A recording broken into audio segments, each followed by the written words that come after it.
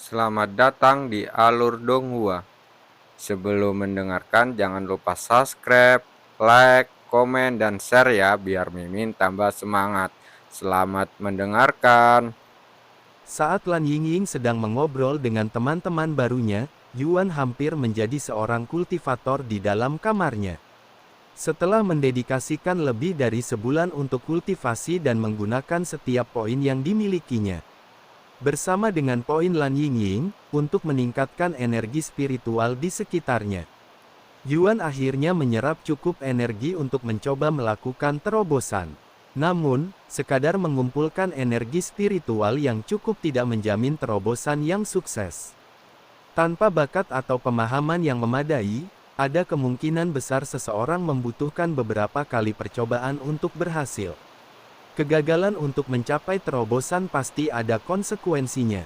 Setiap kegagalan mengakibatkan hilangnya sebagian energi spiritual yang telah terkumpul, memaksa individu tersebut untuk menyerap lebih banyak energi lagi untuk mencoba kembali. Ini adalah salah satu dari beberapa alasan mengapa Tian yang membutuhkan waktu 3 tahun untuk menjadi seorang kultivator. Ia tidak hanya kurang berbakat, tetapi juga tidak memiliki pengetahuan tentang kultivasi, yang menyebabkannya gagal beberapa kali dalam upayanya mencapai tingkat murid roh. Adapun Yuan, meskipun ia jelas tidak kekurangan pengalaman atau pengetahuan, tubuhnya saat ini kurang berbakat, sehingga ada kemungkinan besar ia akan gagal mencapai terobosan. Jika ia gagal mencapai terobosan, ia perlu menunggu 1 minggu lagi untuk percobaan kedua. Untungnya, Yuan berhasil membebaskan diri dari belenggu fana pada percobaan pertamanya, dan naik ke tingkat pertama murid roh. Setelah berhasil menjadi kultivator, Yuan langsung merasakan tubuhnya menjadi lebih kuat dan indranya menjadi lebih tajam. Namun, peningkatan itu jauh dari yang dia inginkan. Dibandingkan dengan saat pertama kali menjadi kultivator dalam tubuh aslinya, pertumbuhannya sangat minim sehingga hampir tidak terlihat. Meskipun hasilnya agak mengecewakan, ini masih lebih baik daripada saat Tian yang menjadi kultivator. Gumam Yuan dengan senyum getir. Sekarang setelah ia menjadi seorang kultivator, Yuan harus melihat apakah ujian tersebut secara otomatis akan memindahkannya dari taman bambu. Namun, setelah beberapa menit berlalu tanpa terjadi apapun, Yuan yakin bahwa dia perlu mengungkapkan kebenaran kepada senior Zhou agar bisa melanjutkan dari cobaan ini. Keesokan paginya, Yuan dan yang lainnya berkumpul di luar sementara senior Zhou bersiap untuk membuat pengumuman. Seperti yang kukira, dia hanyalah manusia biasa, pikir Yuan dalam hati setelah melihat senior Zhou lagi. Sekarang Yuan telah menjadi seorang kultivator dan dapat merasakan energi spiritual dengan jelas. Dia memastikan bahwa senior Zhou hanyalah manusia biasa seperti yang lainnya yang hadir. Namun, ada sedikit energi spiritual di dantian senior Zhou, yang menunjukkan bahwa setidaknya dia sedang berkultivasi. Ini adalah kabar baik bagi Yuan karena senior Zhou tidak akan bisa mengetahui bahwa dia telah menjadi seorang kultivator. Sehingga dia bisa tinggal di taman bambu selama yang dia inginkan. Sepertinya semua orang di sini telah berhasil memenuhi kuota mereka bulan lalu. Termasuk mereka yang kuotanya digandakan sebagai hukuman, kata senior Zhou sambil mengamati kerumunan. Sudah saya sebutkan sebelumnya, tetapi kuota kalian akan meningkat secara bertahap seiring lamanya kalian tinggal di taman bambu, lanjut senior Zhou. Mulai hari ini, setiap orang perlu mengumpulkan 30 batang bambu, bukan 20 lagi. Dan mengisi 5 kendi air, bukan 2, untuk memenuhi kuota mereka. Pengumuman itu memicu reaksi yang terlihat jelas di antara para peserta. Dengan banyak ekspresi berubah menjadi frustrasi saat mereka mencerna peningkatan tuntutan tersebut. Ada pertanyaan. Seseorang langsung mengangkat tangan dan bertanya. Karena kuota kita meningkat, apakah ini berarti jumlah poin yang kita peroleh juga akan meningkat? Senior Zhou tersenyum dan menjawab, saya senang akhirnya ada yang mengangkat masalah ini. Meskipun poin Anda akan tetap sama, ada cara untuk mendapatkan lebih banyak poin. Jika Anda telah memenuhi kuota mingguan Anda, Anda dapat terus mengumpulkan lebih banyak material untuk mendapatkan poin bonus. Anda akan mendapatkan 1 poin tambahan untuk setiap 5 batang bambu yang Anda kumpulkan. Dan 1 poin untuk setiap 10 kendi air yang Anda isi. Apa? Kita bisa melakukan itu selama ini. Kenapa tidak kau katakan sebelumnya? Seru seseorang setelah mendengar informasi ini. Anda tidak pernah bertanya, jawab senior Zhou dengan tenang, membuat banyak orang yang hadir tercengang. Apakah ada cara lain untuk mendapatkan poin tambahan? Tanya peserta lain. Ada, tetapi pilihan-pilihan ini hanya akan tersedia setelah Anda menjadi murid biara abadi. Mendengar itu, Yuan bertanya, ketika kita menjadi kultivator dan meninggalkan tempat ini, apakah kita akan bisa kembali? Sayangnya, kita cukup jauh dari biara abadi. Begitu Anda meninggalkan taman bambu, Anda tidak akan bisa kembali lagi. Apakah kita harus pergi begitu kita menjadi kultivator? Tanya Lan Yingying kemudian. Tidak, tetapi saya tidak mengerti mengapa Anda ingin tetap di sini padahal Anda bisa melakukan jauh lebih banyak hal di biara abadi sebagai seorang murid. Ngomong-ngomong soal menjadi murid, apakah ada di antara kalian yang sudah mulai berlatih? Tidak ada yang mengangkat tangan. Senior Zhou menghela napas lelah dan berkata, sepertinya aku yang paling tidak beruntung. Kelompok lain sudah memiliki beberapa anggota yang mulai berkultivasi. Tetapi kita satu-satunya yang belum menunjukkan kemajuan apapun. Kelompok lain apalagi? Banyak orang tanpa sadar langsung berseru serempak. Apalagi selain 19.000 orang lainnya yang datang ke sini bersama Anda. Aku terus memikirkan yang lain sejak kita tiba. Di mana mereka? Akankah kita bisa bertemu mereka? Yang lainnya berada di taman bambu mereka sendiri, dan tidak. Anda tidak diizinkan untuk menghubungi mereka. Anda hanya dapat melakukannya setelah tiba di dalam biara abadi. Para peserta mulai bergumam satu sama lain setelah mengetahui informasi ini. Ngomong-ngomong, orang pertama yang mencapai biara abadi di antara 20 kelompok akan menerima 10.000 poin sebagai hadiah. Orang pertama dalam kelompok ini yang menjadi murid akan menerima 1.000 poin. Poin penting bahkan di luar tempat ini, terutama di biara abadi. Jadi akan lebih baik bagi Anda untuk mengumpulkan poin sebanyak mungkin. 10.000 poin. Kerumunan peserta dipenuhi dengan antisipasi yang menegangkan, suara tegukan kolektif bergema di udara. Mata mereka berbinar-binar dengan campuran keinginan dan tekad saat mendengar tentang hadiah sebesar itu. Begitu senior Zhou membubarkan mereka, terjadi kepanikan di antara para peserta. Banyak yang bergegas kembali ke tempat tinggal mereka. Niat mereka jelas, semua orang ingin menjadi orang yang mendapatkan 10.000 poin yang didambakan. Sekalipun mereka tidak bisa menjadi yang pertama mencapai tujuan di antara semua kelompok. Masih ada kesempatan untuk mendapatkan 1.000 poin. Yang lebih dari cukup untuk memotivasi mereka memberikan yang terbaik. Lan Yingying dan Yuan tetap tinggal sementara semua orang pergi. Meskipun keduanya tidak berbicara, Yuan dapat merasakan apa yang ingin Lan Yingying katakan. Ekspresi ragu-ragunya dan cara dia terus melirik Yuan membuat pikirannya jelas tanpa perlu kata-kata. 10.000 poin memang sangat menggiurkan, tetapi berapapun poinnya, aku tidak akan membiarkanmu sendirian, katanya. Jangan khawatir, kita masih punya banyak waktu. Skenario terburuknya, aku akan mendapatkan 1.000 poin. 1 bulan, kata Lan Yingying. Terlepas dari situasiku, aku ingin kau pergi dalam waktu 1 bulan. 10.000 poin terlalu banyak untuk diabaikan. Selain itu, aku tidak akan pernah bisa tidur nyenyak di masa depan jika kau kehilangan kesempatan ini karena aku. Melihat ekspresi Lan Yingying yang penuh tekad, Yuan mengangguk. Baiklah, aku akan pergi dalam waktu 1 bulan. Selama aku di sini, aku akan membantumu meningkatkan kultivasimu. Tak lama kemudian, dia dan Lan Yingying berangkat ke hutan untuk memulai pekerjaan mereka. Sekarang setelah Yuan menjadi seorang kultivator, menebang bambu membutuhkan usaha yang jauh lebih sedikit. Sehingga ia bisa mendapatkan poin bonus tanpa harus kelelahan.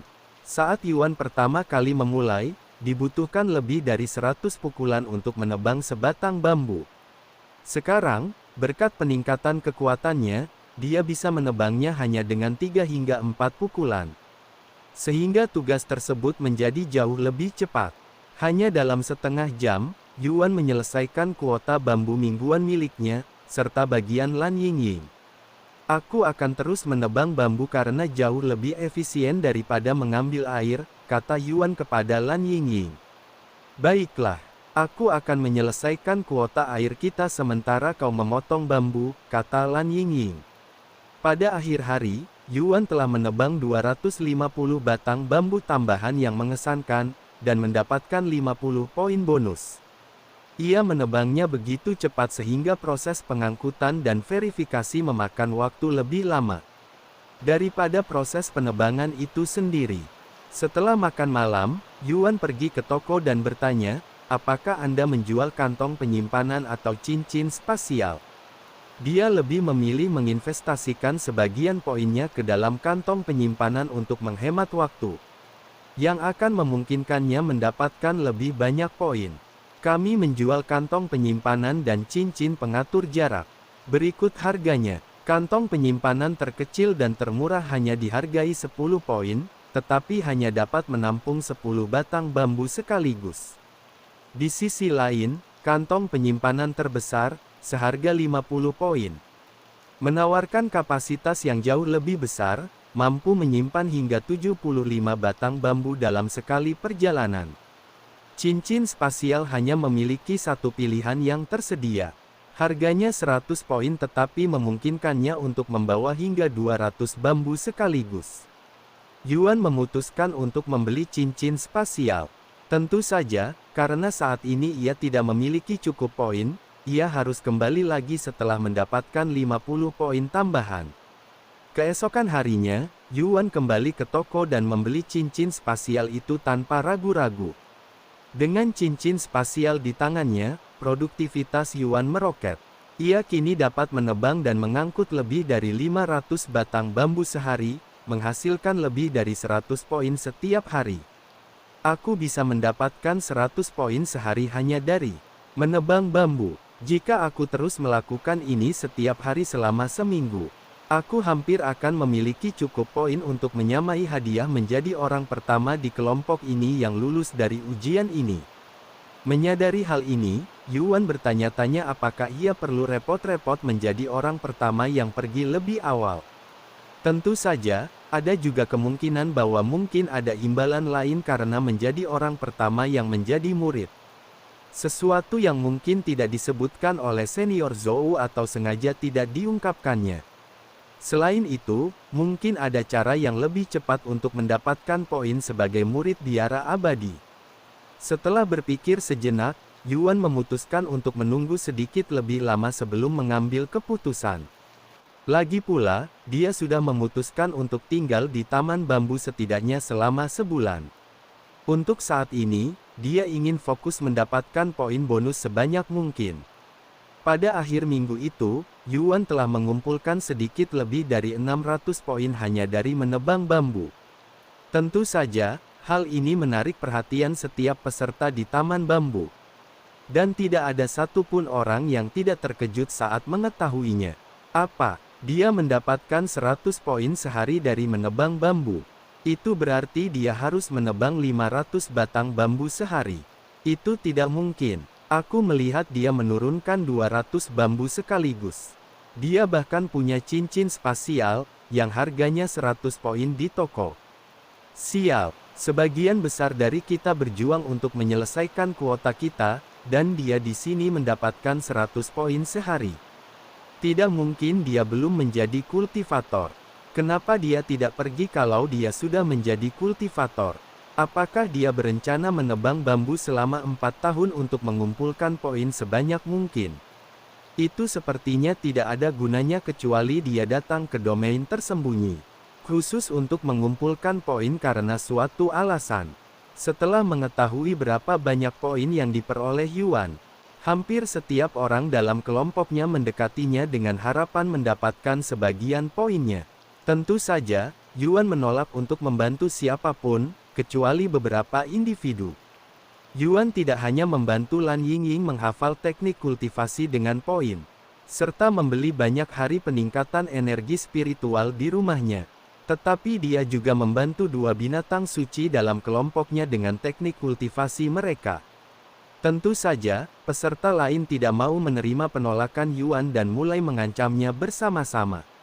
Beberapa hari kemudian, sekelompok besar orang mendekati Yuan dan mengepungnya.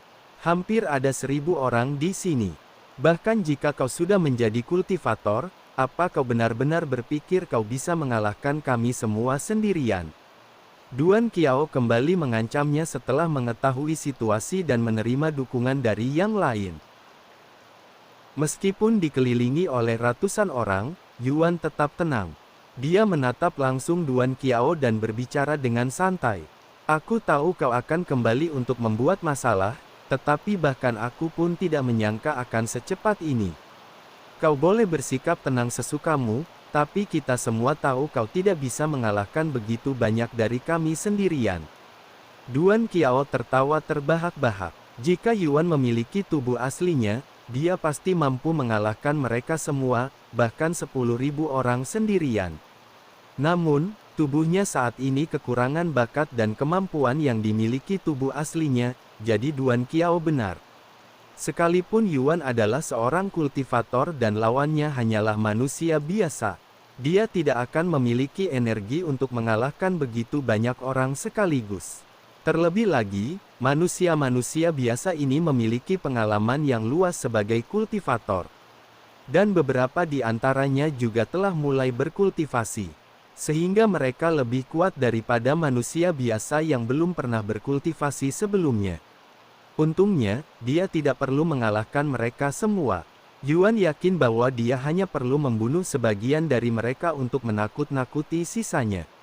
Lagi pula, tidak peduli apakah seseorang itu manusia biasa atau kultivator, semua orang takut akan kematian. Aku akan memberi semua orang di sini kesempatan untuk pergi. Jika tidak, jangan salahkan pedangku karena tidak memiliki mata, kata Yuan sambil mengambil 2 pedang dari cincin spasialnya, memegang satu di masing-masing tangan.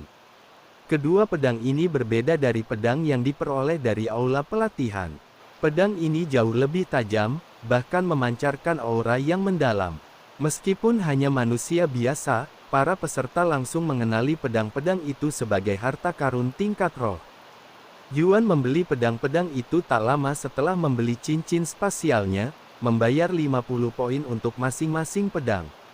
Sejak Yuan menyadari bahwa ia menarik perhatian orang lain, ia menjadi sadar akan kemungkinan bahwa beberapa orang mungkin mencoba untuk membuat masalah baginya.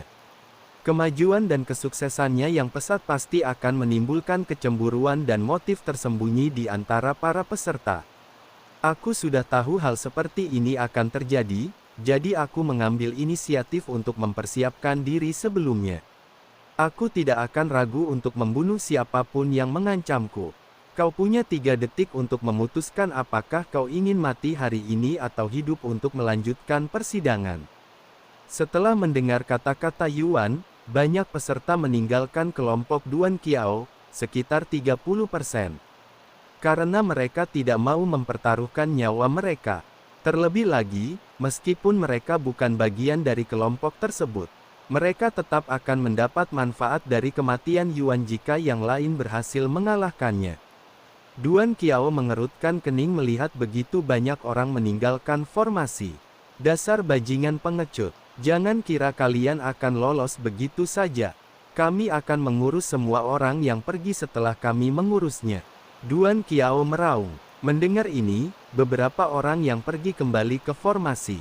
Sisanya bersedia mengambil risiko. Waktumu sudah habis. Aku akan mulai denganmu, ucap Yuan sambil berlari ke arah Duan Qiao, yang berada paling dekat dengannya.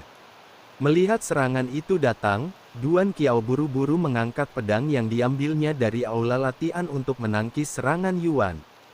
Namun, pedang tingkat roh milik Yuan dengan mudah menebas senjata Duan Qiao sebelum memotong salah satu lengannya. Ah! Duan Qiao menjerit kesakitan saat darah menyembur dari lukanya. Yuan mengabaikan teriakannya dan mengayunkan pedangnya yang lain. Memenggal kepala Duan Qiao sebelum yang lain sempat bereaksi. Tidak, kakak. Duan Sucun berteriak ketakutan setelah melihat Duan Qiao dibunuh di depan matanya. Kematian Duan Qiao menyadarkan semua orang dari lamunan mereka. Dan tanpa ragu, mereka mulai menyerang Yuan dengan senjata mereka. Yuan tidak ragu untuk melawan balik, menghadapi serangan itu secara langsung. Kekuatan, kecepatan, dan staminanya yang unggul memberinya keuntungan. Memungkinkannya untuk mengalahkan lawan-lawannya satu persatu dengan mudah. Namun, sekuat apapun Yuan, dia hanyalah satu orang yang menghadapi ratusan orang. Mustahil untuk sepenuhnya menghindari cedera. Namun, melalui gerakan yang tepat dan pertahanan yang terencana, dia berhasil menjaga agar lukanya tetap dangkal dan tidak mengancam jiwa. Hanya dalam 3 menit, Yuan telah membunuh lebih dari 100 orang, mayat-mayat mereka menumpuk di sekelilingnya. Sehingga menyulitkan orang lain untuk mendekat, serta mengganggu pergerakan mereka. Setelah menderita cukup banyak luka, Yuan dengan tenang mengambil pil pemulihan yang telah dibelinya seharga 5 poin dan meminumnya. Dalam sekejap, lukanya mulai sembuh, dan staminanya pulih, membuatnya kembali bersemangat dan siap untuk melanjutkan pertarungan. Itu tidak masuk akal. Seru para peserta dengan tak percaya, menyaksikan Yuan pulih tepat di depan mata mereka. Harapan mereka untuk mengalahkannya dengan jumlah yang banyak langsung pupus. Digantikan oleh rasa putus asa dan frustrasi yang semakin besar. Jangan khawatir, masih banyak lagi yang seperti itu. Yuan tertawa terbahak-bahak sambil menelan pil lain, sebelum melanjutkan pembantaian terhadap semua orang di sekitarnya. Saat moral para peserta merosot, momentum Yuan justru semakin kuat. Serangannya yang tanpa henti dan niat membunuhnya yang semakin besar mengalahkan mereka, dan tak lama kemudian, keadaan berbalik. Satu persatu, para peserta mulai meninggalkan pertarungan, mundur karena takut dan kalah. Kepercayaan diri awal mereka hancur. Kau pikir kau mau pergi kemana? Teriak Yuan dengan suara dingin. Jika kau datang untuk membunuhku, sebaiknya kau bersiap menghadapi kematian sendiri. Tanpa ampun, Yuan mengejar mereka yang mencoba melarikan diri, menebas siapapun yang menghalangi jalannya. Tolong, saya datang dari keluarga Yeku tidak akan memaafkan jika kau. Apa kau tahu apa yang kau lakukan? Hentikan kegilaan ini. Kami salah. Kasihanilah kami. Yuan tidak ragu-ragu, menebas lawan-lawannya tanpa mempedulikan latar belakang atau permohonan mereka. Seperti kekuatan alam yang tak kenal ampun, mengingatkan pada masa-masa ketika ia menjadi dewa jahat. Ia mengayunkan pedangnya dengan liar, setiap serangannya merenggut nyawa. Saat ia berhenti, lebih dari 90% kelompok itu telah dibantai, tubuh mereka berserakan di area luar tempat tinggal. Tanah berlumuran darah, membentuk genangan mengerikan yang menjadi saksi pembantaian tersebut. Tempat yang dulunya ramai kini menjadi pemandangan sunyi dan kematian yang mencekam. Apa yang sebenarnya terjadi di sini? Senior Zhou tiba di tempat kejadian tepat saat Yuan mengakhiri pembantaiannya. Wajahnya dipenuhi dengan keterkejutan dan ketakutan. Ketika Senior Zhou tiba di tempat kejadian, ia langsung diliputi rasa takut yang luar biasa, tidak seperti apapun yang pernah ia alami. Pemandangan tumpukan mayat dan bau darah yang menyengat dan seperti logam di udara menghantamnya seperti gelombang. Perutnya terasa mual hebat, dan ia jatuh berlutut. Memuntahkan semua yang telah dimakannya saat menyadari kenyataan mengerikan dari pembantaian itu. Mereka mengeroyok dan mengancamku, jadi aku membunuh mereka untuk membela diri. Apakah itu masalah? Tanya Yuan dengan suara acuh tak acuh. Bertingkah seolah-olah dia hanya membunuh beberapa serangga. Aku sudah memperkirakan akan ada korban jiwa akibat pertikaian internal, kata Senior Zhou sambil menghela napas berat. Suaranya dipenuhi rasa frustrasi dan ketidakpercayaan. Tapi kau membunuh hampir semua orang di grup 8. Dia menggosok pelipisnya dengan tegang, seolah mencoba mencerna skala pembantaian yang mengerikan yang telah terjadi di hadapannya. Baiklah, Membunuh peserta lain bukanlah pelanggaran aturan, dan bukan berarti aku bisa menghukummu. Yang sudah memenuhi syarat untuk menjadi murid. Jadi, kapan kau akan masuk biara abadi? Setelah aku mengurus mereka yang lolos, jawab Yuan dengan tenang. Beberapa orang berhasil lolos karena banyaknya orang yang harus ia lawan.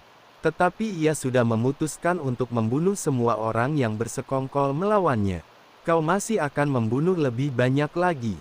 Senior Zhou terdiam, tetapi memang tidak ada yang bisa ia lakukan. Begitu seorang pelayan memenuhi syarat untuk menjadi murid. Bahkan jika mereka belum menjadi murid, mereka secara otomatis berada di atas wewenangnya. Jadi Yuan bisa membunuh semua orang di Taman Bambu dan tidak akan terjadi apapun padanya. Yuan meninggalkan lokasi kejadian tak lama kemudian, bertekad untuk memburu mereka yang berhasil melarikan diri. Mereka yang mundur dari pertarungan sejak awal menghela napas lega ketika menyadari Yuan mengabaikan mereka. Namun, teror yang ditanamkannya pada mereka sangat luar biasa. Tak seorang pun dari mereka berani melirik ke arahnya. Takut bahwa provokasi sekecil apapun dapat membuatnya berubah pikiran dan mengarahkan pedangnya ke arah mereka. Sementara itu, Lan Yingying dan kelompoknya telah berlatih di dalam kamar mereka selama ini. Sehingga mereka tidak menyadari pembantaian yang telah terjadi. Bahwa pesaing mereka telah berkurang lebih dari 90% hanya dalam satu hari. Setelah menyingkirkan ancaman yang tersisa, setidaknya mereka yang tidak bersembunyi di dalam rumah mereka. Yuan dengan tenang kembali ke hutan dan melanjutkan menebang bambu. Seolah-olah pembantaian sebelumnya hanyalah gangguan sesaat. Saat Yuan kembali, semua jejak pembantaian telah lenyap. Mayat-mayat telah hilang, dan bahkan tanah yang berlumuran darah tampak sama sekali tidak tersentuh. Seolah-olah tidak pernah diganggu. Saat makan malam, Lan Yingying melihat sekeliling dengan alis terangkat. Apakah terjadi sesuatu? Hampir tidak ada orang di sini, tanya Lan Yingying kepada Yuan. Aku membunuh sebagian besar dari mereka, jawab Yuan dengan tenang. Hah? Mata Lan Yingying membelalak. Yuan menjelaskan situasinya, membuat wanita itu terdiam. Aku sudah menduga akan ada masalah, tapi ternyata hampir semua orang di kelompok kita yang terlibat kamu baik-baik saja. Jujur saja, itu pertarungan yang berat. Jika bukan karena pil pemulihan dan pedang tingkat spiritku, aku mungkin sudah mati hari ini, dia terkekeh. Rahang Lan Yingying ternganga. Dia tidak mengerti bagaimana pria itu bisa tertawa setelah hampir mati. Bagaimana dengan mereka yang telah meninggal? Akankah mereka dipaksa keluar dari alam tersembunyi dalam tubuh asli mereka, atau? Tanya Lan Yingying. Siapa yang tahu? Tapi kita harus berasumsi bahwa mati dalam persidangan ini berarti mati dalam kehidupan nyata, kata Yuan. Sementara itu, Yan Yiling dan Bi Zian dari kelompok Lan Yingying merasa bingung setelah mengetahui situasi tersebut. Astaga, dia membunuh semua orang. Yan Yiling hampir tidak percaya dengan apa yang didengarnya. Dia bahkan mengejar mereka yang melarikan diri. Sungguh brutal, untung aku tidak ada di sana. Bi Zian menghela napas lega. Faktanya, peristiwa yang terjadi di grup 8 begitu mengejutkan dan kejam sehingga berita tentang pembantaian itu dengan cepat menyebar ke kelompok-kelompok lain. Semua orang yang mendengarnya terkejut, tidak mampu memahami skala dari apa yang telah terjadi atau kekuatan kejam dari orang yang bertanggung jawab. Grup 8, bukankah itu grup Yuan dan Lan Yingying? Kuharap mereka baik-baik saja, gumam si Meili pada dirinya sendiri setelah mendengarnya. Tidak, mengingat Yuan, dia mungkin pelaku pembantaian itu. Pada hari-hari berikutnya, suasana di dalam grup 8 sangat sunyi dan damai. Para penyintas pembantaian Yuan menghindarinya dengan rasa takut yang luar biasa. Memperlakukannya seolah-olah dia adalah wabah penyakit itu sendiri. Mereka yang berhasil selamat dengan bersembunyi di tempat tinggal mereka mendapati diri mereka lumpuh karena ketakutan. Banyak yang memilih untuk gagal memenuhi kuota mereka, daripada mengambil risiko melangkah keluar dan berpotensi berpapasan dengan Yuan lagi. Teror mereka menutupi rasa tanggung jawab atau konsekuensi apapun.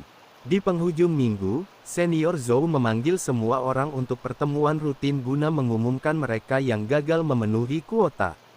Kali ini, ada 5 nama dalam daftar, semuanya adalah individu yang tidak hadir dalam pertemuan tersebut. Terlepas dari keadaan Anda, kegagalan memenuhi kuota akan mengakibatkan hukuman. Mereka yang ada dalam daftar ini akan digandakan kuotanya selama 1 bulan. Dan mereka juga akan dilarang berkultivasi selama 1 bulan. Senior Zhou membubarkan semua orang setelah selesai menyampaikan pengumumannya. Tetapi kali ini ia tetap tinggal untuk berbicara dengan Yuan. "Kapan kau akan pergi?" tanyanya pada Yuan. "Aku akan segera pergi. Kau mengatakan itu minggu lalu. Dengan kecepatan seperti ini, kau akan kehilangan keunggulan dan 10.000 poin. Jadi, seseorang hampir menjadi kultivator, ya. Aku seharusnya tidak mengungkapkan informasi apapun tentang kelompok lain. Tetapi karena kau pada dasarnya sudah menjadi murid, aku akan memberitahumu bahwa seseorang dari kelompok 3 hampir menjadi kultivator." "Grup 3, itu grup Jiran," pikir Yuan dalam hati. Yuan yakin bahwa orang ini adalah Jiran. Sebagai pemimpin sekte biara abadi, dia pasti juga telah menghafal teknik kultivasi sebelum memasuki alam tersembunyi. "Apakah ada hadiah khusus bagi orang pertama yang menjadi murid? Selain 10.000 poin, tentu saja," tanya Yuan. "Saya tidak mengetahui adanya imbalan lain, tetapi saya hanyalah seorang pekerja di kebun bambu, jadi saya tidak tahu segalanya." Senior Zhou menggelengkan kepalanya. "Begitu ya. Pokoknya, aku akan pergi setelah aku siap. 10.000 poin mungkin tampak banyak pada awalnya. Tetapi jika kamu mempertimbangkan bahwa beberapa barang di toko harganya jutaan poin, itu hanya setetes air di lautan. Aku yakin ada cara untuk mendapatkan ribuan poin dengan usaha minimal setelah aku menjadi murid." Senior Zhou terdiam tanpa kata. "Aku belum pernah meninggalkan taman bambu, jadi aku tidak bisa memberitahumu apakah kamu benar atau salah. Tetapi jika kamu tidak menginginkan 10.000 poin itu, tidak ada yang bisa kulakukan untuk memaksamu mendapatkannya." Setelah itu, Senior Zhou berbalik dan pergi. Setelah Senior Zhou pergi, Yuan kembali ke rutinitasnya. Sementara itu, Lan Yingying terus menghabiskan seluruh waktunya untuk berlatih kultivasi setelah sepenuhnya menghafal teknik kultivasi. Karena sekarang ia telah mengumpulkan banyak poin, Yuan menggunakan sebagian poin tersebut untuk membantu Lan Yingying memenuhi kuotanya. Membayar kuota selama 3 bulan agar ia dapat sepenuhnya fokus pada kultivasinya. Seminggu kemudian, Senior Zhou mengumpulkan para peserta lagi. Mereka yang gagal memenuhi kuota minggu lalu juga gagal lagi minggu berikutnya, sehingga itu menjadi pelanggaran ketiga mereka. Semua orang dalam daftar ini telah 3 kali gagal memenuhi kuota. Kuota mereka akan digandakan selama setahun penuh, dan mereka juga akan dilarang berkultivasi selama waktu itu. Jika mereka gagal memenuhi kuota lagi, mereka akan dieksekusi. Semua orang di sana menoleh ke arah Yuan, karena dialah penyebab orang-orang ini gagal mencapai kuota mereka. Namun, Yuan tampaknya tidak merasa kasihan sedikit pun kepada orang-orang ini, yang telah mengancam dan menyerangnya karena keserakahan. Setelah pengumuman itu, Yuan menghampiri Senior Zhou dan bertanya, "Apakah ada yang sudah menjadi murid?" "Tidak, tapi tidak akan lama lagi," katanya. "Kalau begitu, saya akan menjadi yang pertama." "Benarkah?" Mata Senior Zhou melebar, terkejut sekaligus senang mendengar hal ini. "Ya, tapi beri saya beberapa menit lagi." Sebelum pergi, dia berbicara dengan Lan Yingying. "Kau tak perlu mengkhawatirkanku. Aku sudah mulai berlatih kultivasi, dan karena kau sudah membayar kuota 3 bulan, aku bisa fokus pada kultivasiku. Aku akan datang kepadamu begitu aku menjadi kultivator," kata Lan Yingying kepadanya. Yuan mengangguk sebelum menoleh ke arah Yan Yiling dan Bi Ziyan dan berkata, "Aku akan menyerahkannya kepada kalian. Jangan khawatir, kami tidak akan membiarkan siapapun menindasnya. Bagaimanapun juga, kami berhutang budi padamu." Seandainya Yuan tidak membagikan beberapa poinnya kepada mereka, Mereka mungkin masih kesulitan menghafal teknik kultivasi tersebut. Yuan mengakhiri percakapan mereka di situ dan berkata kepada senior Zhou, "Saya siap menjadi murid." "Baiklah, ambillah ini dan salurkan energi spiritualmu ke dalamnya. Ini akan membawamu ke biara abadi." Senior Zhou menyerahkan jimat giok kepadanya. Setelah menerima jimat giok itu, Yuan menyalurkan energi spiritualnya ke dalamnya. Dalam sekejap, tubuhnya menghilang dari pandangan Lan Yingying dan yang lainnya, membuat mereka menatap ruang kosong tempat dia berdiri sebelumnya. Di mata Yuan, sekelilingnya menjadi kabur dan berkedip sesaat, seolah-olah realitas itu sendiri sedang bergeser. Ketika penglihatannya kembali jernih, ia mendapati dirinya berdiri di depan sebuah gerbang besar dengan tanda "Biara Abadi" yang terpampang megah di atasnya. "Aku lihat, ada lagi yang keluar dari taman bambu," seorang pemuda tampan tiba-tiba berkomentar, berdiri di samping gerbang. Tatapannya dipenuhi dengan penghinaan, ekspresinya hampir mengejek. Seolah-olah ia sedang melihat seorang pengemis yang tersesat ke tempat yang salah. "Meskipun kau telah menjadi kultivator dan secara teknis adalah murid biara abadi, jangan sampai kau menjadi sombong," kata pemuda itu dengan tegas. "Kau hanyalah seseorang yang berasal dari taman bambu. Di mataku, kau bukanlah murid sejati." "Begitukah?" gumam Yuan dengan tenang, tanpa menunjukkan tanda-tanda terkejut atas perlakuan buruk itu. Dia pernah mengalami situasi yang sama di masa lalu seperti Tian Yang dan tahu apa yang harus diharapkan. Tian Yang menjadi murid melalui taman bambu, salah satu dari beberapa cara untuk bergabung dengan sekte tersebut. Namun, metode ini dipandang rendah oleh murid-murid lain, terutama mereka yang masuk melalui jalur yang lebih resmi, seperti ujian masuk atau perekrutan langsung oleh sekte. Taman bambu umumnya diperuntukkan bagi individu dari latar belakang biasa. Biasanya mereka yang kurang memiliki bakat, sumber daya, atau koneksi yang dibutuhkan untuk mengejar metode yang lebih pantas dan terhormat dalam bergabung dengan sekte tersebut. Akibatnya, murid-murid yang berasal dari taman bambu sering dipandang rendah dan diintimidasi oleh teman-teman sebaya mereka. Jika kau ingin bertahan hidup di tempat ini, sebaiknya kau berjalan dengan kepala tertunduk dan memperlakukan murid sejati seolah-olah mereka adalah leluhurmu. Jika tidak, kau tidak akan bertahan lama di tempat ini. Terima kasih atas sarannya. Akan saya ingat. Pemuda itu tidak berkata apa-apa lagi, hanya berbalik dan pergi, sikapnya yang meremehkan masih terasa di udara. Begitu dia benar-benar menghilang dari pandangan, perhatian Yuan beralih ke sosok kecil yang dengan cepat mendekatinya dari kejauhan. Gerakan tergesa-gesa dan ekspresi sedikit panik orang itu segera menarik perhatian Yuan. Berbeda dengan pemuda yang mengenakan seragam murid, sosok kecil itu mengenakan pakaian sederhana seorang pelayan. Mirip dengan pengaturan di taman bambu, biara abadi mempekerjakan manusia biasa untuk melayani sebagai pelayan. Menangani berbagai tugas sehari-hari untuk mendukung operasi harian sekte tersebut.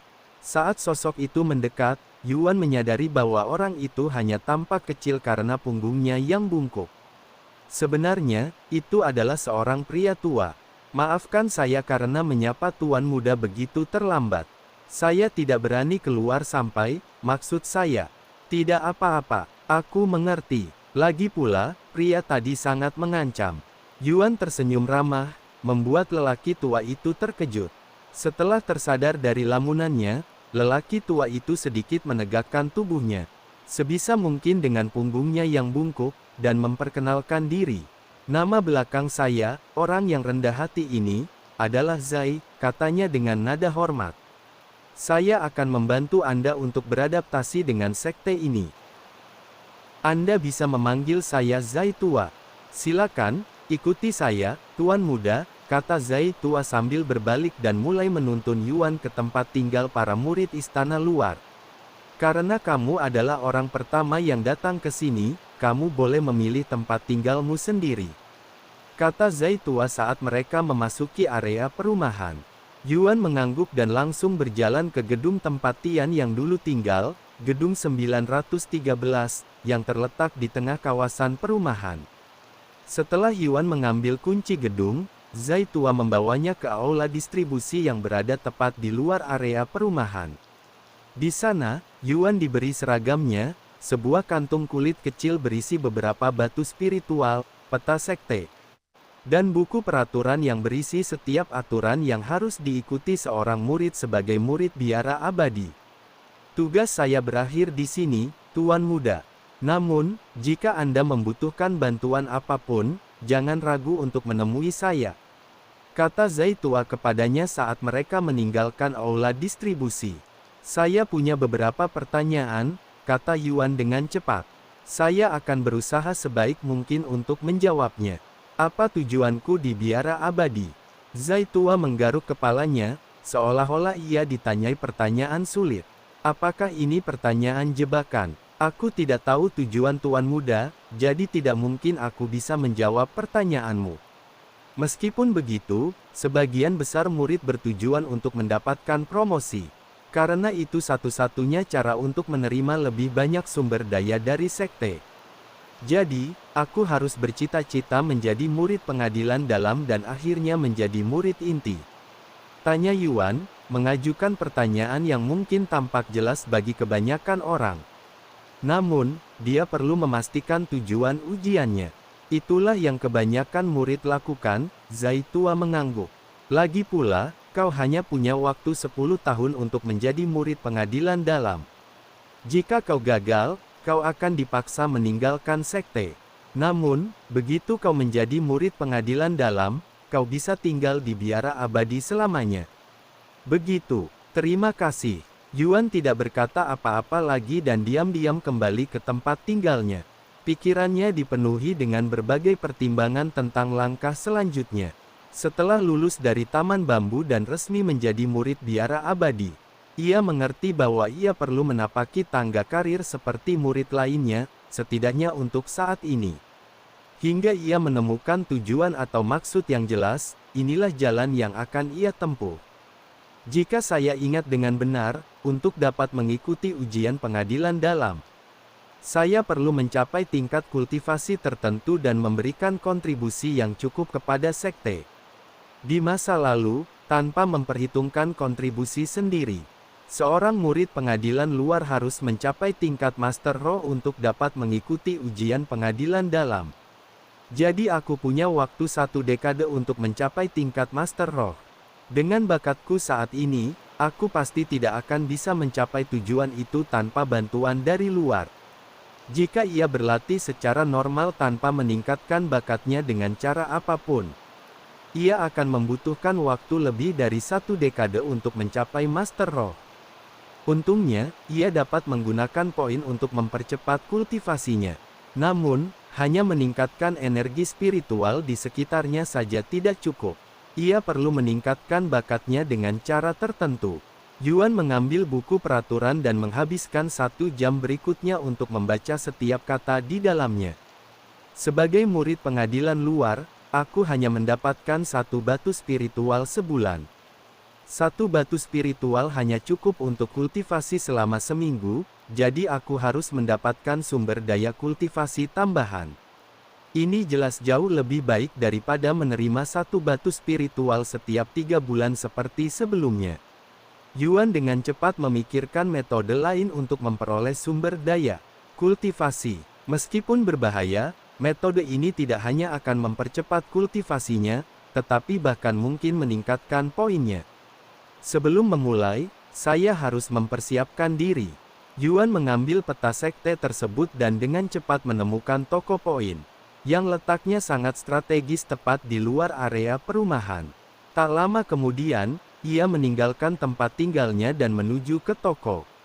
Di toko itu, Yuan mulai dengan membeli selusin pil pemulihan. Setelah kebutuhan mendesaknya terpenuhi, dia mengalihkan perhatiannya ke sisa inventaris toko, penasaran dengan apa lagi yang bisa dia dapatkan. Berkat menjadi peserta pertama yang menjadi murid, Yuan sekarang memiliki tambahan 10.000 poin untuk dibelanjakan. Memberinya lebih banyak pilihan daripada yang pernah dia miliki sebelumnya. Dia sudah memiliki 2 pedang tingkat roh.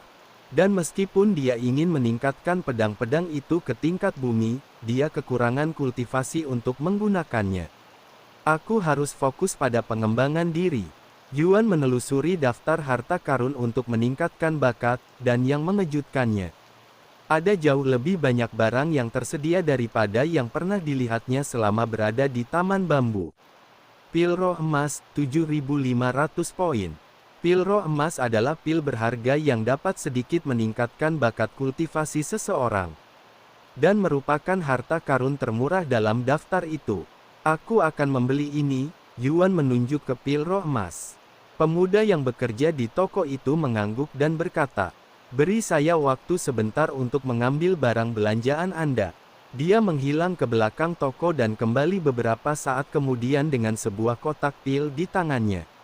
"Aku telah mengurangi 7.500 poin darimu, ID 913, murid pengadilan luar Xiaoyang." Yuan melemparkan kotak pil itu ke dalam cincin spasialnya dan segera pergi. Setelah kembali ke rumah, Yuan mengeluarkan pil roh emas dan, tanpa ragu, memasukkannya ke dalam mulutnya. Pil itu larut hampir seketika, berubah menjadi cairan keemasan yang mengalir dengan lancar ke tenggorokannya. Sensasi hangat dan menyegarkan menyebar ke seluruh tubuhnya saat energi kuat pil itu mulai berefek. Setelah Yuan sepenuhnya mencerna pil itu, kultivasinya naik satu tingkat, mencapai tingkat kedua murid roh. Dia berkultivasi secara normal untuk menguji efek pil tersebut. Dan benar saja, kecepatan kultivasinya telah meningkat pesat. Setidaknya dibandingkan dengan tingkat kultivasi awalnya. Meskipun masih jauh dari tujuannya, ini adalah sebuah permulaan. Setelah meminum pil roh emas, Yuan tidak membuang waktu dan meninggalkan rumah. Menuju ke area latihannya yang baru, yaitu tempat berburu, di mana para murid pergi untuk berburu binatang buas. Area perburuan terletak sekitar setengah jam dari kawasan perumahan. Meskipun lingkungan sekitarnya dipenuhi pepohonan lebat dan tampak seperti hutan belantara yang belum terjamah, Yuan masih berada dalam batas wilayah sekte tersebut. Saat ia sampai di pintu masuk arena perburuan, Yuan dihentikan oleh tetua sekte yang menjaganya. "Tunggu dulu, kau baru di ranah murid roh tingkat 2. Binatang buas terlemah yang bisa kau temukan di tempat perburuan berada di tingkat 5. Sebaiknya kau kembali setelah meningkatkan kultivasimu," tetua sekte memperingatkan Yuan. "Aku sadar akan kurangnya kultivasiku, tapi aku tetap ingin memasuki arena perburuan sekarang juga," kata Yuan dengan ekspresi tegas di wajahnya. Tetua sekte itu menyipitkan matanya dan berkata, "Apa terburu-burunya? Kau tampak seperti baru saja menjadi murid. Hampir pasti kau akan mati jika memasuki arena perburuan dalam keadaanmu saat ini." "Mungkin aku tidak terlihat seperti itu, tapi sebenarnya aku punya banyak pengalaman dengan para binatang. Aku akan baik-baik saja selama aku ekstra hati-hati. Jika aku mati, ya sudah. Itu hanya berarti aku tidak ditakdirkan untuk hidup lama." Setelah hening sejenak, tetua sekte itu menyingkir, ekspresinya tegang saat ia menundukkan kepala tanpa mengucapkan sepatah kata pun. Seolah-olah ia mencoba menghapus kehadiran Yuan dari pikirannya, berpura-pura bahwa Yuan tidak lagi ada di dunianya. "Terima kasih," kata Yuan sambil berjalan melewati tetua sekte dan memasuki area perburuan. Saat Yuan melangkah ke arena perburuan, suasana berubah drastis, seolah-olah dia telah memasuki dunia lain. Udara dipenuhi aroma darah dan kehadiran binatang buas, perpaduan luar biasa yang menyerang indranya.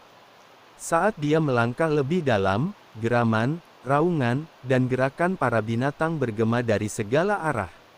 Sebagian besar murid yang melangkah ke arena perburuan untuk pertama kalinya akan gemetar ketakutan. Saraf mereka menunjukkan kegelisahan. Bahkan mereka yang berhasil menekan gemetaran mereka pun tidak bisa lepas dari perasaan tidak nyaman di perut mereka. Namun, Yuan bergerak melintasi medan dengan tenang. Wajahnya tidak menunjukkan jejak ketakutan atau ketidaknyamanan. Seolah-olah dia hanya menikmati jalan-jalan santai di taman. Tidak butuh waktu lama bagi Yuan untuk bertemu dengan binatang buas pertamanya. Binatang ini berkaki 4 yang menyerupai babi. Namun, penampilannya jauh dari biasa. Kulitnya berwarna merah tua, dan bercak-bercak sisik hitam menutupi tubuhnya yang gemuk, membuatnya tampak seperti berlapis baja. Yuan mempererat cengkeramannya pada pedang tingkat roh miliknya, matanya tertuju pada binatang buas itu. Dia tetap diam dan fokus, tubuhnya siap bereaksi sambil dengan sabar menunggu binatang itu melakukan gerakan pertama. Binatang buas itu, yang sebelumnya mengamati Yuan dengan waspada, tiba-tiba beraksi.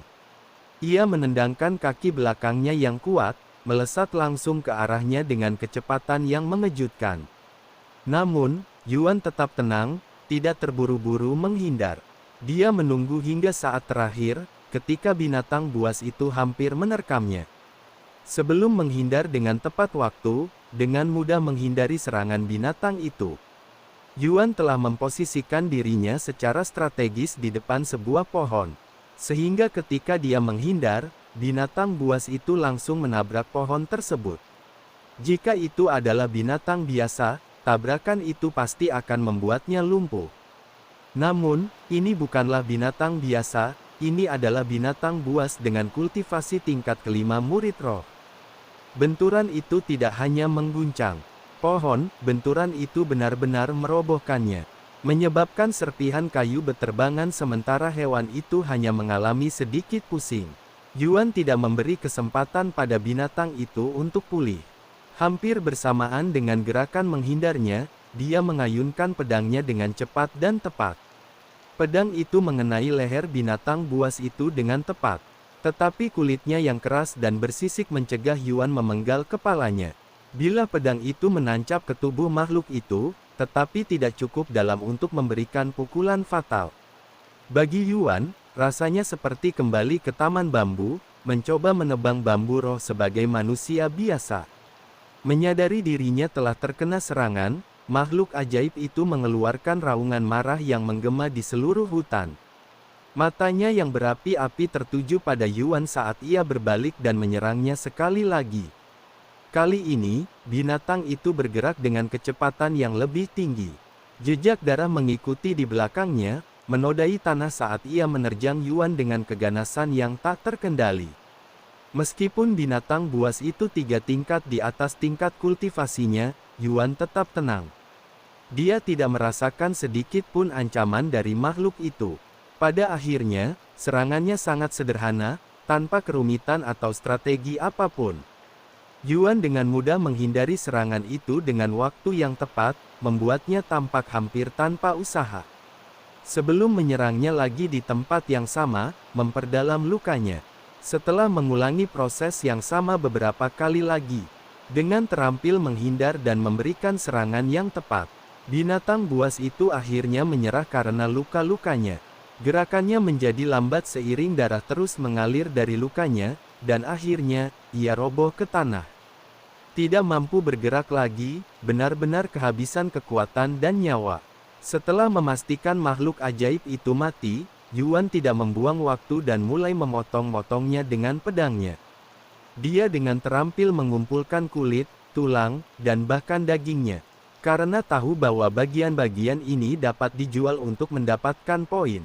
Dia telah memastikan hal ini sebelumnya saat mengunjungi toko poin.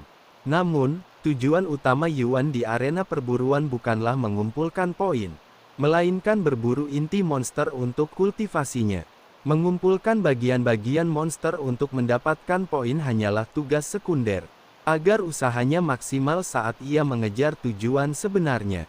Setelah selesai, Yuan melanjutkan menjelajahi area perburuan untuk mencari mangsa berikutnya. Setelah mengalahkan binatang buas ketujuh, Yuan akhirnya memperoleh inti monster pertamanya. Dan itu bahkan milik binatang buas tingkat 6 murid roh. Meskipun Yuan telah mengalahkan binatang buas pertamanya dengan relatif mudah, tetapi pertemuan-pertemuan selanjutnya jauh lebih menantang. Karena kurangnya kultivasi dan kondisi fisiknya yang lemah, ada saat-saat ketika tubuhnya gagal mengimbangi pikirannya, membuatnya rentan. Hal ini menyebabkan dia mengalami beberapa luka selama pertempuran. Untungnya, Yuan telah mempersiapkan diri dengan baik. Dan persediaan pil pemulihannya memungkinkan dia untuk menyembuhkan lukanya dengan cepat. Setelah mendapatkan inti monster pertamanya, Yuan memutuskan sudah waktunya untuk mengakhiri semuanya dan kembali ke rumah. Namun, sebelum kembali, ia mampir ke toko di titik penjualan untuk menjual semua material yang telah ia kumpulkan dari binatang buas yang telah ia kalahkan. Setiap binatang buas memberinya sedikit lebih dari 100 poin. Dan dia telah mendapatkan hampir 1000 poin dari menjual material 7 binatang buas. Yang membutuhkan waktu seminggu untuk menebang bambu. Namun, meskipun berburu binatang buas jelas menghasilkan poin lebih cepat, hal itu jauh lebih berbahaya. Karena penasaran, dia memeriksa jumlah poin yang bisa dia peroleh dari inti monster tersebut. 1200 poin, kata pekerja toko itu. Meskipun tawaran itu menggiurkan, Yuan menyimpan inti monster itu dan kembali ke rumah bersamanya. Begitu berada di dalam kamarnya, dia duduk dalam posisi lotus dan memegang inti monster di depannya dengan kedua tangan. Inti monster ini seharusnya cukup untukku selama 2 minggu. Gumam Yuan pada dirinya sendiri sambil mulai menyerap energi spiritual di dalam inti monster tersebut. Seandainya Yuan masih memiliki tubuh aslinya dan fisik seperti dewa, ia hanya membutuhkan beberapa detik untuk sepenuhnya menyerap energi dari inti monster tersebut. Sayangnya, dalam kondisinya saat ini, ia harus berkultivasi seperti kultivator biasa. Perlahan dan sistematis menarik keluar kekuatan inti tersebut. Kini Yuan memiliki sumber daya kultivasi yang memadai. Ia tidak perlu lagi menghabiskan poin untuk meningkatkan energi spiritual di sekitarnya. Karena energinya sudah sepenuhnya terfokus pada inti monster. Waktu berlalu begitu cepat saat Yuan membenamkan dirinya dalam kultivasi. Ketika akhirnya ia membuka matanya, 3 hari telah berlalu sejak terakhir kali ia melakukannya. Meskipun ia membuat kemajuan signifikan dalam kultivasinya, ia masih jauh dari terobosan, karena ia baru saja mengalaminya. Namun, Yuan tidak berkecil hati dan melanjutkan kultivasinya. Setelah 2 hari lagi berlatih, Yuan terpaksa berhenti ketika perutnya mulai keroncongan karena lapar. Meskipun menjadi seorang kultivator memungkinkannya untuk sebagian memenuhi kebutuhan hidupnya dengan energi spiritual, dia belum berada pada level di mana dia dapat menyerapnya dengan cukup cepat untuk sepenuhnya menggantikan kebutuhan akan makanan. Akibatnya, dia masih mengalami rasa lapar, meskipun dengan kecepatan yang jauh lebih lambat daripada sebelumnya. Sebagai seorang murid, Yuan tidak perlu lagi mengunjungi kantin untuk makan. Sebaliknya, ia sekarang memiliki hak istimewa untuk mendapatkan makanan yang diantar langsung ke pintunya, sebuah kemewahan yang sangat ia hargai. Setelah memesan, tak lama kemudian Pak Tua Zai tiba di tempat tinggalnya sambil membawa nampan berisi makanan. Saat aroma makanan tercium di udara, antisipasi Yuan semakin meningkat. Dia tak sabar untuk segera menyantapnya, rasa laparnya semakin hebat setiap saat. Hanya dari aromanya saja, dia bisa tahu bahwa kualitas makanan itu setara, atau bahkan lebih baik, daripada makanan yang pernah dinikmatinya di taman bambu. Sudah seminggu, Tuan Muda. Apakah Anda sudah terbiasa dengan kehidupan sebagai murid? Tanya Zai tua sambil menyerahkan makanan kepada Yuan. Pelan tapi pasti, kata Yuan sambil duduk di depan pintu rumahnya. Tanpa membuang waktu, ia langsung mulai makan, menikmati setiap suapan sambil menikmati suasana tenang di sekitarnya. Senang mendengarnya. Jika Anda belum tahu, ada lagi seseorang dari Taman Bambu yang baru saja tiba di Biara Abadi. Oh, di mana orang ini tinggal? Yuan berhenti sejenak untuk bertanya. Dia tiba 2 hari yang lalu, dan saat ini dia tinggal di gedung 111. Begitu, terima kasih atas informasinya. Yuan dengan cepat menghabiskan makanannya dalam hitungan menit. Untuk referensi ke depannya, kamu bisa meninggalkan piring-piring kosongmu di depan pintu rumah. Seseorang akan datang untuk membersihkannya, kata Zai tua kepada Yuan sebelum membawa piring-piring kosongnya pergi. Setelah makan, Yuan tidak langsung kembali ke tempat kultivasinya. Sebaliknya, dia pergi ke gedung 111 untuk menemui orang yang baru saja dipromosikan. Secara kebetulan, orang itu sedang keluar dari gedungnya saat Yuan tiba. "Aku tahu itu kau, Jiran," Yuan menegurnya. "Hah, tuan muda." Senyum lebar dan lega muncul di wajah Jiran saat melihat wajah tampan Yuan. "Ya, ini aku. Bagaimana rasanya memiliki tubuh sendiri?" Yuan tersenyum. "Hahaha, meskipun ini tubuh yang sangat buruk dan hanya sementara, tetap menyenangkan akhirnya memiliki tubuh fisik setelah menghabiskan ratusan juta tahun sebagai jiwa pengembara," kata Jiran sambil tertawa terpaksa. Namun, terlepas dari upayanya untuk menyembunyikan emosinya dengan humor, Yuan dapat dengan jelas mendengar kesedihan dan rasa sakit yang tersirat dalam suaranya. Ia menatap sekelilingnya, matanya mencerminkan campuran nostalgia dan rasa syukur, lalu melanjutkan. "Aku tak pernah menyangka akan bisa melihat pemandangan ini lagi. Ini seperti mimpi yang menjadi kenyataan. Semua ini berkatmu, Tuan Muda, karena telah membebaskanku dari alam bayangan." "Ngomong-ngomong soal biara abadi, bagaimana pendapatmu tentangnya? Adakah sesuatu yang aneh atau tampak tidak pada tempatnya?" tanya Yuan kemudian. "Aku baru beberapa hari di sini, dan aku belum menjelajah lebih jauh dari area ini, jadi aku tidak bisa memastikan," jawab Jiran. "Namun, semuanya tampak normal bagiku. Apakah kau merasakan sesuatu yang tidak beres?" Dia menggelengkan kepalanya dan berkata, "Tidak, tempat ini persis seperti yang saya ingat." Jiran mengangguk sebelum bertanya, "Ngomong-ngomong, sudah berapa lama Anda tiba di sekte ini, Tuan Muda?" "Sudah seminggu sejak aku tiba di tempat ini, tapi aku bisa saja tiba 2 minggu lebih awal. Aku heran kau butuh waktu selama ini untuk menjadi seorang kultivator, mengingat kau sudah menghafal teknik kultivasi," kata Yuan.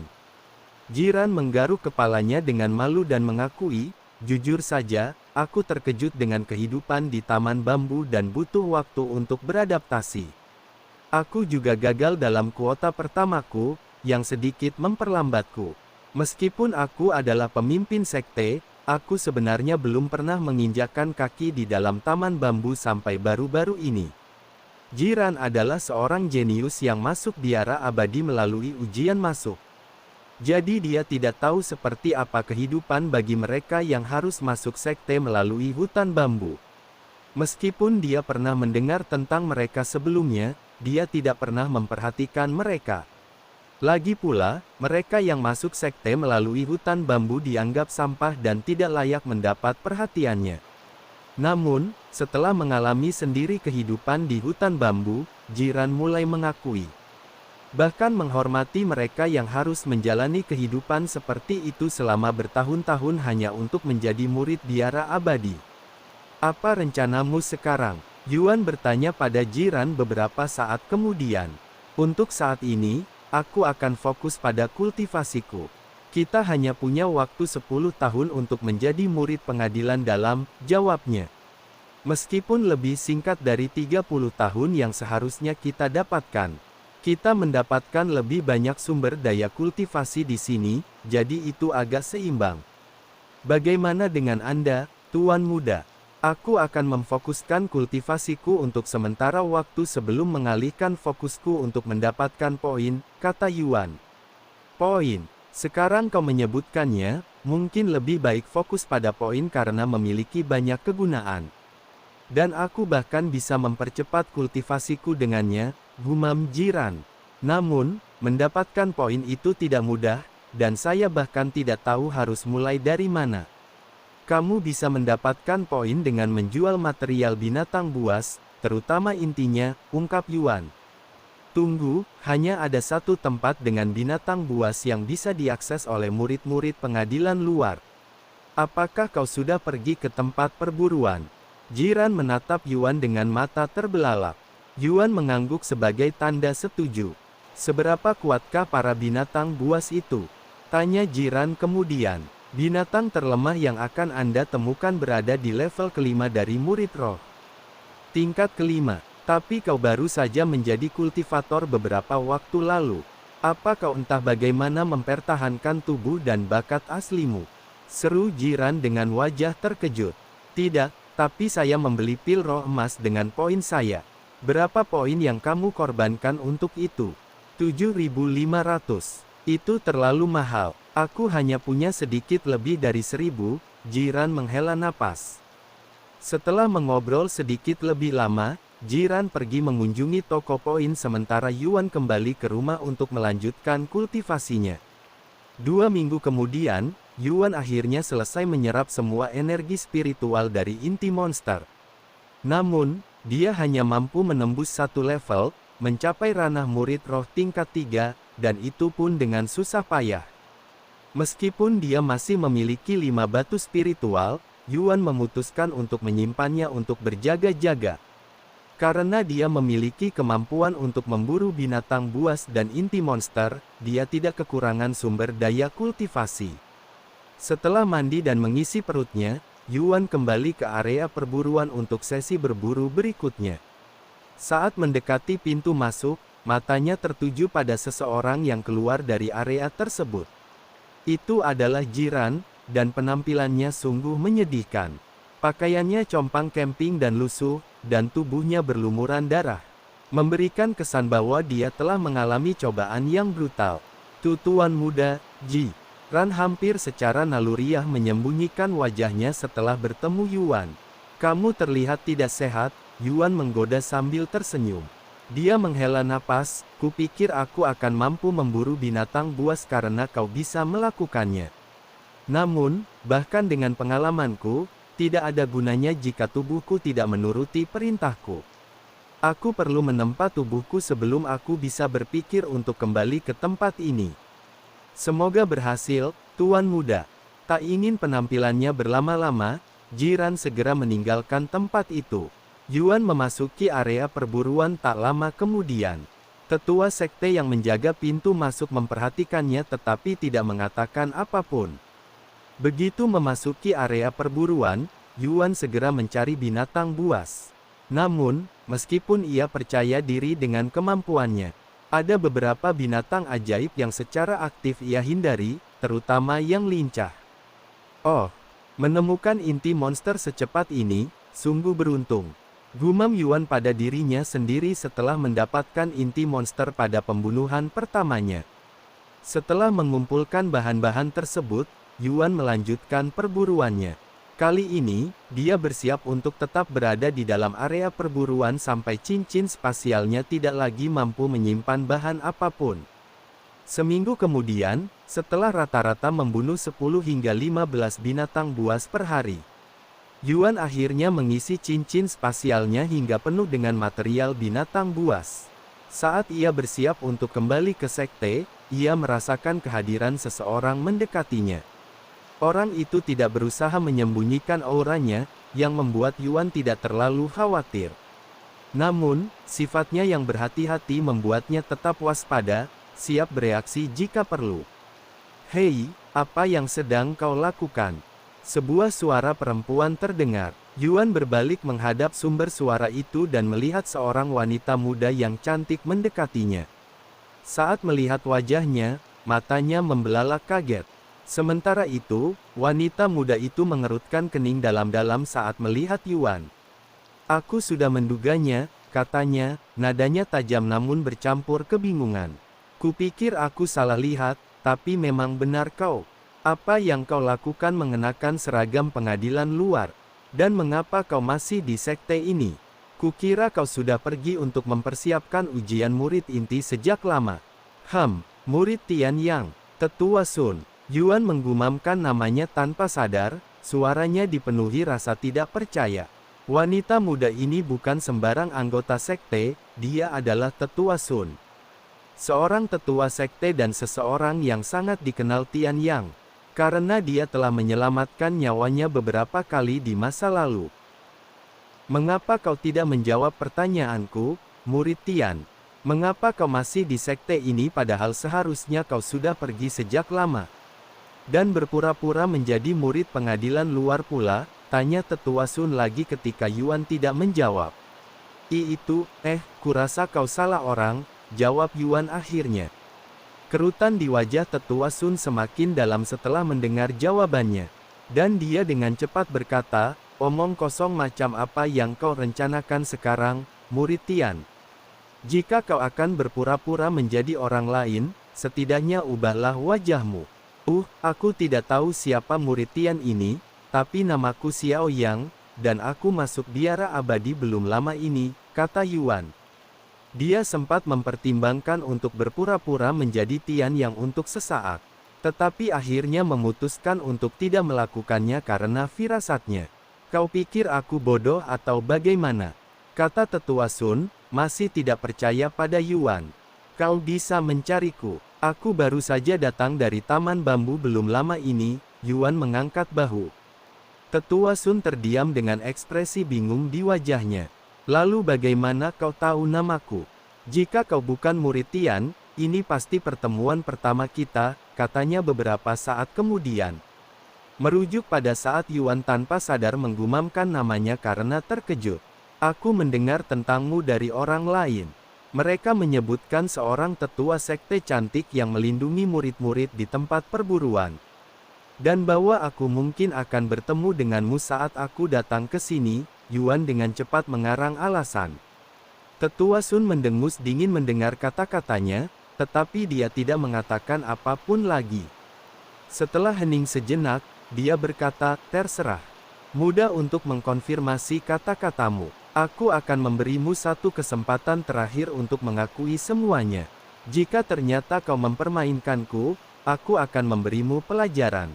Aku tak akan berani macam-macam dengan tetua sekte, Yuan menggelengkan kepalanya. Tetua Sun menghilang sesaat kemudian, membuat Yuan terdiam. Jadi Tian yang adalah murid di biara abadi pada masa-masa awalnya ya. Aku tidak menyangka ada yang akan mengenaliku. Yuan benar-benar terkejut bahwa Tetua Sun ada di sana dan bahkan mengenalinya sebagai Tian Yang. Karena hal ini memiliki banyak implikasi. Dia menyebutkan ujian murid inti, yang berarti Tian yang seharusnya berada di benua terpencil sekarang.